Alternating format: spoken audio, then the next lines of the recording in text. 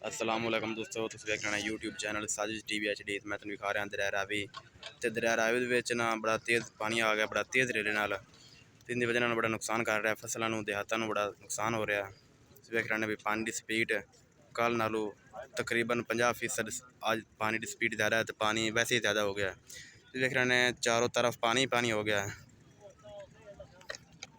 तुसीं देख रहे हैं भी इदां ही पानी खला है, सारा पानी पानी है। और कमांद नूं डाल आई खला है, कुछ होम मशीनरी चल रही है अगू पानी को कंट्रोल करने वास्ते। रोड नहीं डाल आई खला है, मशीनरी चल रही है, एक्सीवेटर कुछ बिल्डोजर 3-4 हैं, इस तरह नाल कुछ मिट्टी ना बन पा रहे हैं।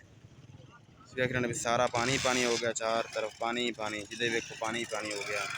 कल कमांड पानी नहीं था, अज कमांड पानी है, इत्थे ही पानी नहीं था, अज इत्थे ही पानी है। देखते पे भी पानी की स्पीड बड़ी ज़्यादा है। 2 लाख क्यूसेक इंडिया ने पानी छड़ दिता दरिया रावी बड़ा तेज़ रले नाल।